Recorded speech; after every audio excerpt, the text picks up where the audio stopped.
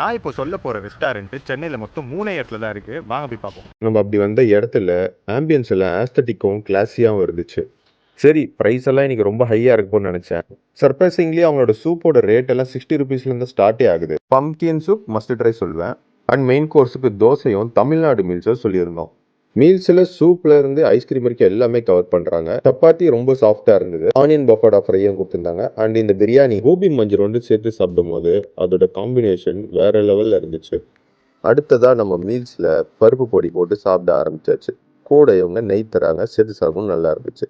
Next sambar, ரசம், காரக்குழம்பு, தயிர் கொடுத்துருந்தாங்க. எல்லாமே நல்லா இருந்துச்சு. எக்ஸப்ட் அந்த காரக்குழம்பு, அது மட்டும் அவாய்ட் பண்ணிக்கோங்க. Finally payasam and ice cream with fruit salad கொடுத்துருந்தாங்க. அதோட முடிச்சுக்கிட்டோம். அப்புறம் ஒரு ட்ரை ஃப்ரூட் ஃபலூடா வாங்கி எல்லாரும் ஷேர் பண்ணிக்கிட்டோம். இந்த ரிஃப்ளெக்ஸ் ஸ்கில் எப்படி இருக்குன்னு மறக்காம கமெண்ட்ல சொல்லிட்டு போங்க.